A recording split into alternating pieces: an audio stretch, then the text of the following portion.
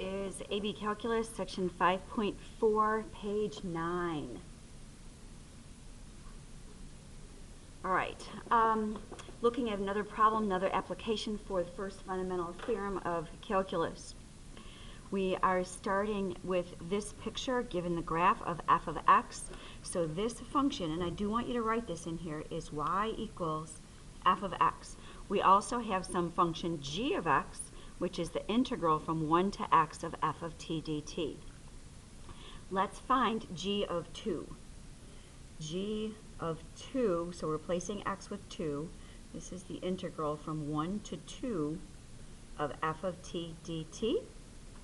And looking over here, there's 1, 2, 3. So counting by ones here, the integral from 1 to 2 is this area in here.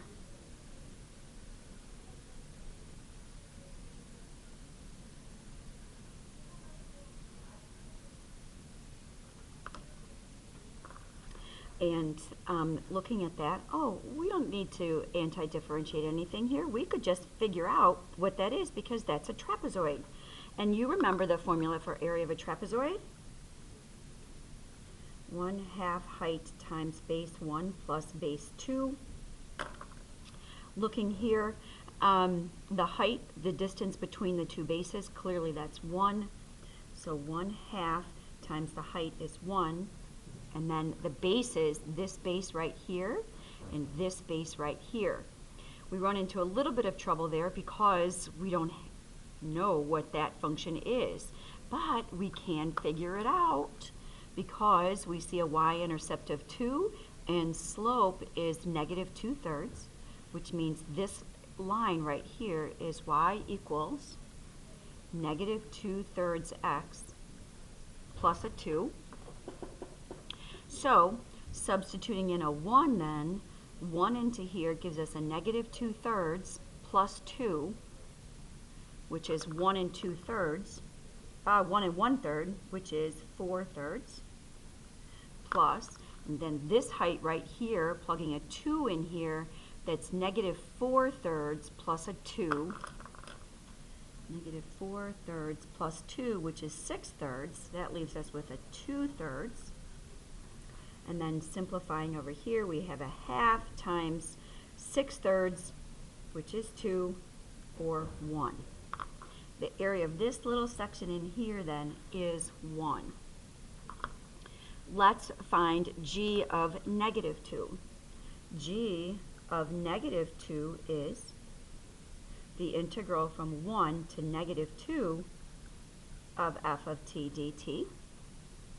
And we see that the bounds are backwards. We're going backwards here from 1 to negative 2. That's just weird. So let's flip those bounds around and write this as the integral from negative 2 to 1 of f of t dt. Then we're looking at finding this area here, or the value of the integral from negative 2 to 1, which is all of this positive area here, and this negative area over there.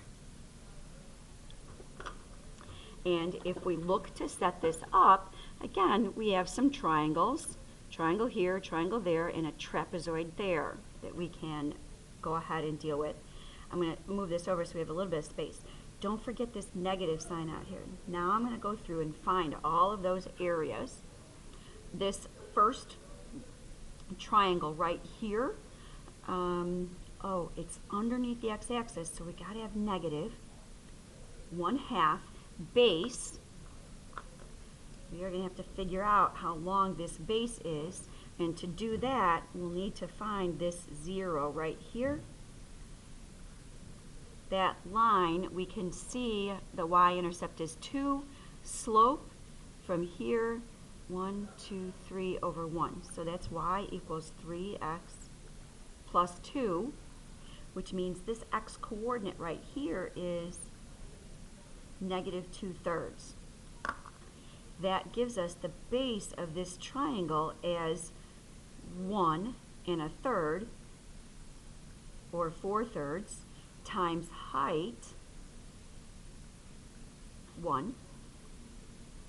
All right, that is half times 4/3 is 2/3. Don't lose that negative out there because that section is underneath the x-axis.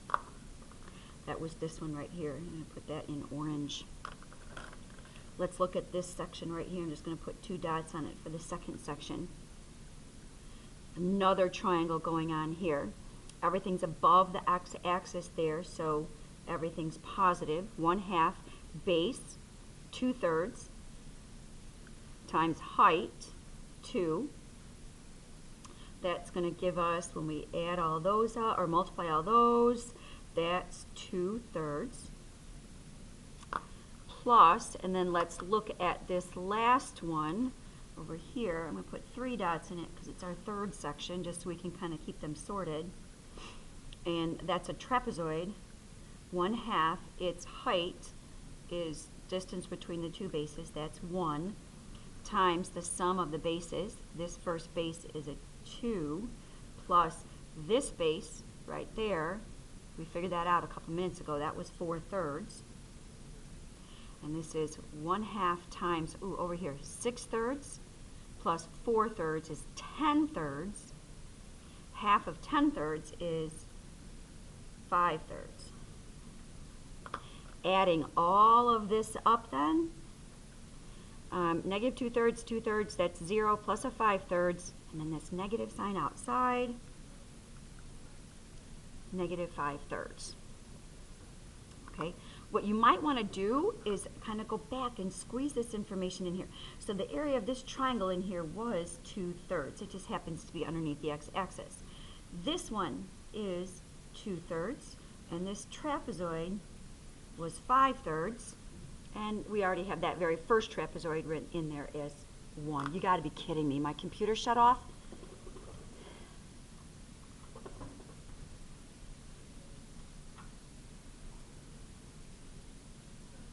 Well, I'm sorry, I don't have time to re-record this, so you're just going to have to go with it, and I'll try and keep an eye on my computer, make sure it doesn't shut off again. Hopefully you heard what I was saying. If you missed it, pause the video and look at the screen, and hopefully you can figure out what I did. I'm so sorry. Major technological issues over the past day and a half or so. All right, looking at this next problem. I want to know where G has a relative minimum. G has a relative minimum when G is changing from decreasing to increasing, which means G prime is changing from negative to positive. Well, we have an issue here because I don't have any graph about G. So let's come over to the side and let's think about what we know. G of x is the integral from 1 to x of f of t dt. And then if we do a derivative, G prime is d dx of the integral from 1 to x of f of t dt. And the derivative of an integral, that's just that original function. What this tells us up here is that not only is this a graph of f of x, it's also a graph of G prime of x. All right, so now where's G prime have a relative minimum is where G prime is changing from negative to positive, or at endpoints.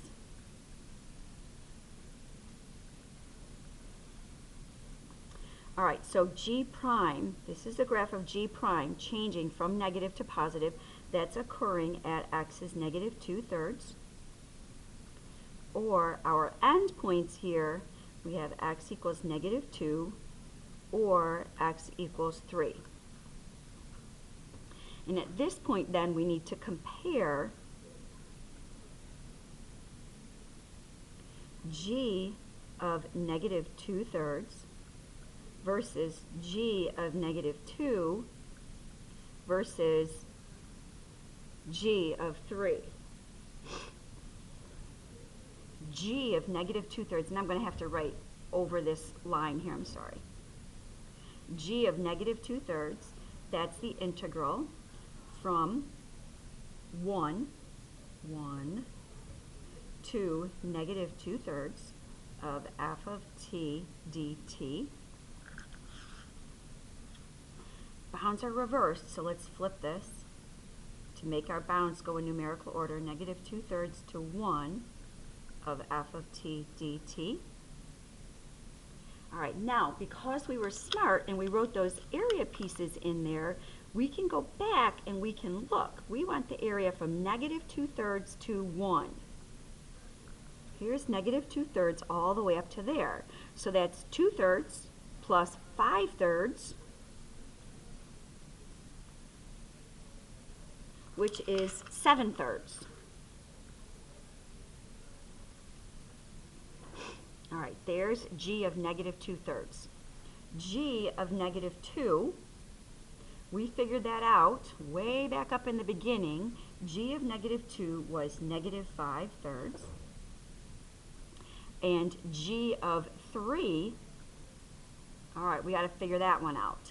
G of 3 is the integral from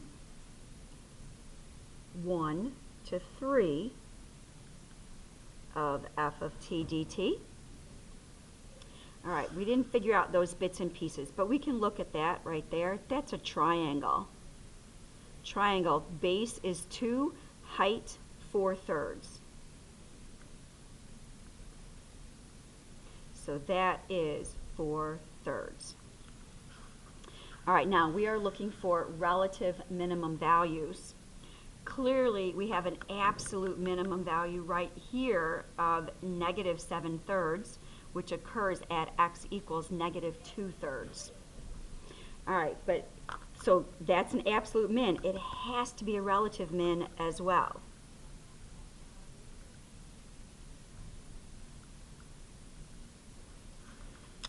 Okay, but now let's think about the other ones in terms of area.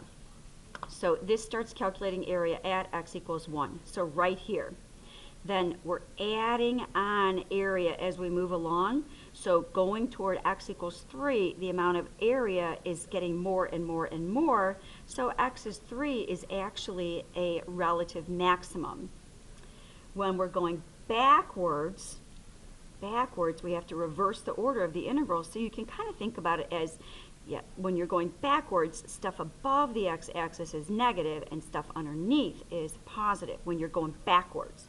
From 1 going this way, we're going to end up subtracting all this stuff off, and then we're going to add it back on. So going this way, these are getting smaller, and then here from negative 2/3, we start adding on some more area because we're going backwards. So this is actually another relative maximum over here at x is negative 2. So our only relative minimum is x equals negative 2/3. This part D becomes very easy then. Absolute max, absolute min, we can just read these values. There is an absolute min at x equals negative 2/3. There is an absolute max at x equals, where was our absolute maximum? Right there, and that happened when x was 3. Ooh, find the absolute maximum value. The absolute max is 4/3, and it occurs at x equals 3. The absolute minimum is negative 7/3, and it occurs at x equals negative 2/3. Thank you. Sorry about the trouble with the computers. Hope you can get what you need.